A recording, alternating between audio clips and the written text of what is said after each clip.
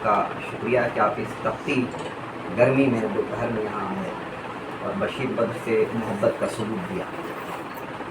آخر میں بولنے کا ایک بڑا نقصان یہ ہے کہ جو چیزیں آدمی سوچے رہتا سب وہ نکل بہت ساری چیزیں سب آپ لوگوں نے بول دی.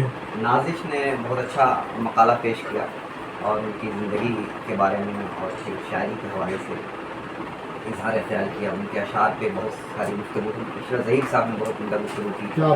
خالد حسین صاحب نے, مہتاب عالم صاحب نے, جہانگیر صاحب تو چلے گئے.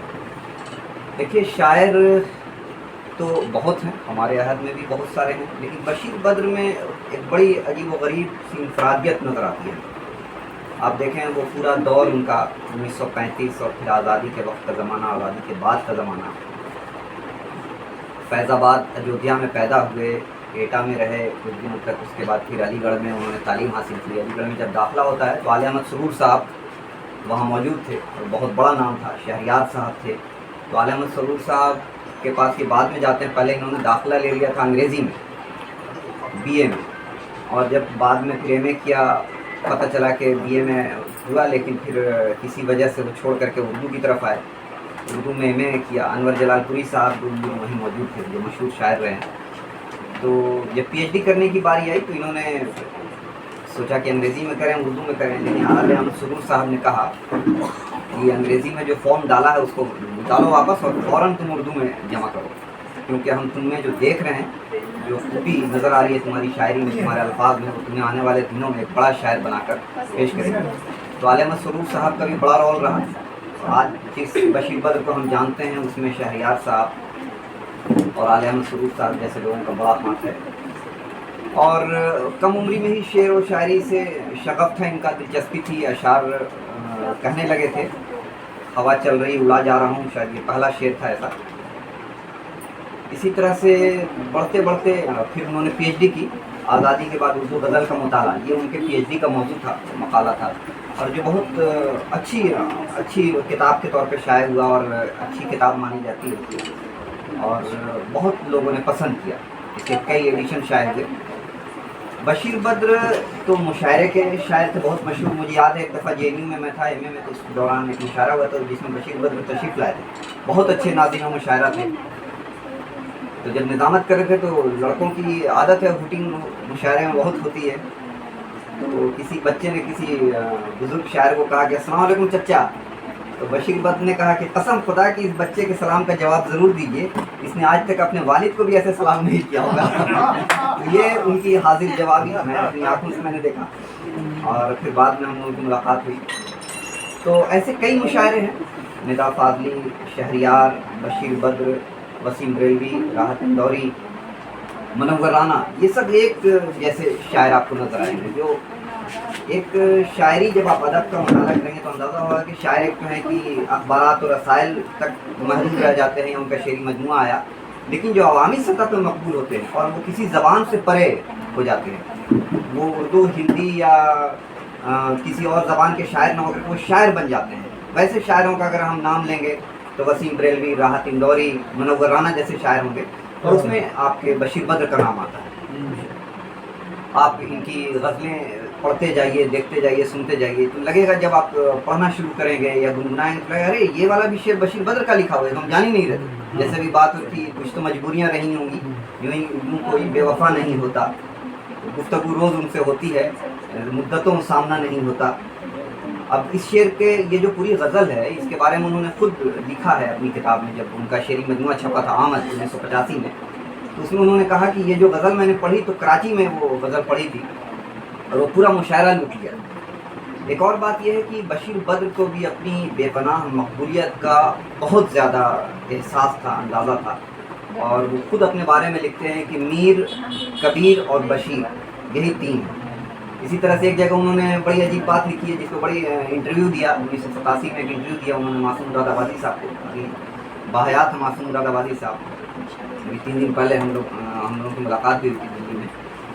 تو جب ان سے یہ پوچھا گیا کہ آپ اپنے ہم عصر شاعروں میں کس کو بڑا مانتے ہیں یا آپ کی نظر میں کون اچھے شاعر ہیں, تو انہوں نے کہا میرا کسی سے کوئی مقابلہ نہیں, 2 ہی شاعر تھے اردو میں, ایک ہے میر اور دوسرا غالب اور تیسرا بشیر بدر. جب یہ بیان دیا تو بڑی لوگوں نے بھائی मुखालफत की और कहा कि बड़ी इस पर हंगामा हुआ, ये क्या बात है, और किसी को शायरी नहीं समझते। तो बशीर बद्र का ये अंदाज़ था, और मुशायरों की दुनिया के बेपनाह एक तरह से बेताज बादशाह रहे, और एक तवील अरसे तक मुशायरों पर राज किया उन्होंने, और उनके अशार ज़बान ज़द आम है। एक ख़ास बात जो इनकी गज़ल में, जदीद जो शायरों का लहजा है, दो तरह के शायर थे जदीद शायरों। जब हम जदीदियत की बात करते हैं, 1955 के बाद एक तहरीक चली, तो उसमें आता है कि अलामती या इस्तारे तशबीहात वगैरह, लेकिन बशीर बद्र के यहाँ बड़ा आम सा लहजा है। इनके कोई भी शेर को आप पढ़िए तो लगेगा कि हमारी आपकी बात है, ये सारी चीज़ें हम जान रहे हैं। घर की किवाड़, धुलाइयाँ, बरसात, खुशबू, चांद, तारे, हवा, बस्ती, ये जैसे आम से अल्फाज हैं, और उसको आप दिल की आवाज़ बना के पेश करते हैं। तो ये बड़ा कमाल है इनके यहाँ। ऐसे ऐसे इस्तारे और आम फहम अल्फाज और इस्तिलाहात नज़र आएंगी जो दूसरे शायरों के यहाँ कम नज़र आती है। ये बशीर बद्र की इंफरादियत है, इनकी बड़ी खूबी रही है। तुम तरस नहीं खाते, बस्तियाँ जलाने में लोग टूट जाते हैं घर बनाने में। इनके घर को भी मेरठ में फिर वाराना फसादात में जला दिया गया था। उसके बाद फिर नस्ल मकानी की इन्होंने, और भोपाल शिफ्ट हो गए, वहाँ रहे। और राहत बदर जो इनकी अहलिया हैं, तो वो बाहयात हैं, तो उन्होंने बड़ी खिदमत की इनकी, और इनको वहाँ भोपाल में रहे। और इनकी शायरी में आप देखेंगे कि कई सारे पहलू हैं। एक तरफ जहाँ आप रिवायत की बात करते हैं, पुरानी कदरों की बात करते हैं, माजी की बात याफ्त करते हैं, वहीं आप जदीदियत की बात करते हैं। इशारों अलामतों में इतनी बड़ी बड़ी बातें कह जाते हैं जो हम आप सोच भी नहीं सकते। परखना मत परखने में, है ना, वो बहुत मशहूर शेर है। कोई हाथ भी न मिलाएगा, गले मिलोगे तबाक से, नए मिजाज का शहर जरा फासले से मिला करो। अब ये शेर आप देखिए, कोरोना में इतना ज़्यादा ये वायरल हुआ, हर कोई इसको फॉरवर्ड कर रहा था कि आजकल वही हाथ भी नहीं मिलाना है, कोरोना का वक्त है, एकदम दूर दूर रहना। पता नहीं कितने बरसों पहले उन्होंने ये शेर कहा था, उनको भी नहीं पता होगा। इसी तरह से नजीब भर के देखा ने कुछ बात की, बड़ी आरज़ू थी मुलाकात की, बहुत सारे अशार हैं। और ये तो मतलब समझिए शेर उनकी शनाख्त बन गया कि उजाले अपनी यादों के हमारे साथ रहने थे, न जाने किस गली में जिंदगी शाम हो गए। हालांकि इसका एक मिसरा जो है किसी और शायर का, मुझे अभी याद नहीं आ रहा, और उस शायर का वो शेर मशहूर नहीं हुआ। हालांकि शेर उन्होंने कहा था, उसका एक मिसरा बशीर बद्र ने लिया, और उसके बाद फिर ये शेर कहा, लेकिन इस शेर से पहचान हुई। और बशीर बद्र का नाम हम लोग आज जानते हैं कि ये शेर उन्हीं के उसमें है। हाँ, और कई शेर ऐसे हैं।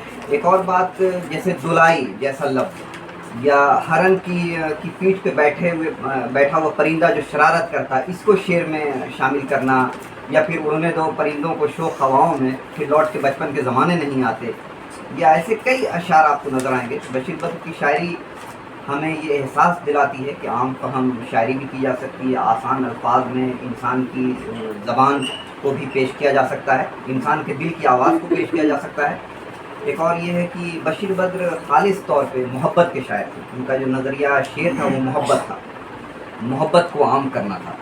दुश्मनी जम कर करो मगर ये गुंजाइश रहे, जब कभी हम दोस्त हों तो शर्मिंदा ना हो जाए। ये पूरे शेर से मेरी थोड़ी कम ये होती है कुर्बत है, और मैं शेर शायरी से दूर रहता हूँ। मेरा पूरा काम जो है आप देखेंगे सब नस्र पे है।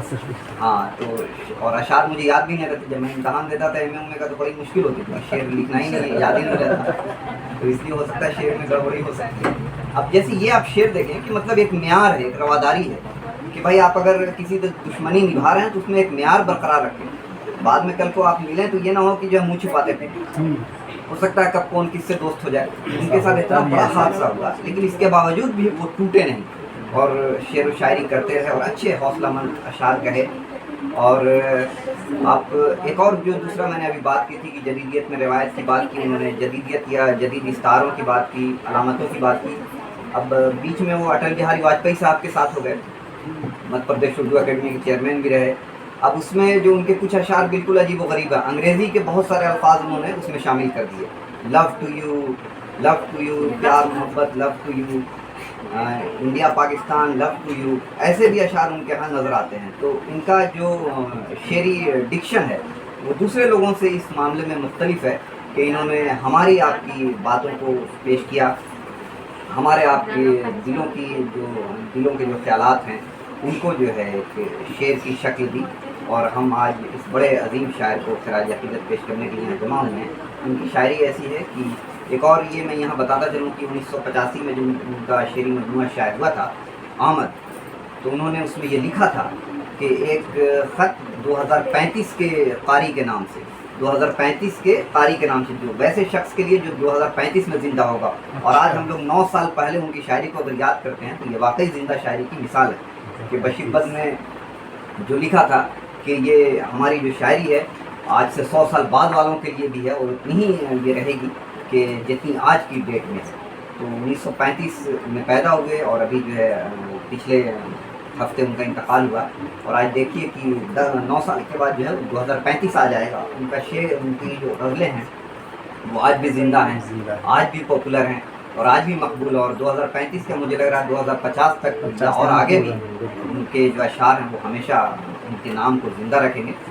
ایسے شاعر بہت طویل عرصے کے بعد، یہ صدیوں میں پیدا ہوتے ہیں، اور بشیر بدر جیسا لہجہ اور بشیر بدر جیسی انفرادیت بہت کم شاعروں کو، اور بشیر بدر جیسی مقبولیت بہت کم شاعروں کو نصیب ہوتی ہے. اور ہم اس موقع پر ان کی مغفرت کی دعا کرتے ہیں کہ اللہ ان کو جنت الفردوس میں جگہ دے. اور ہم سب جیسے اب ہمارے طلباء ہیں ان سب سے بھی کہیں گے کہ آپ لوگ مطالعے کی طرف توجہ دیں، ان کے اشعار کو پڑھیں، ان کی زندگی کو پڑھیں یا اردو زبان و ادب سے رغبت پیدا کریں. کوشش کریں کہ اپنے مطالعے کو اپنی زندگی کا حصہ بنائیں تاکہ آپ بھی ادب کی دنیا میں کچھ نام کر سکیں. بہت بہت شکریہ.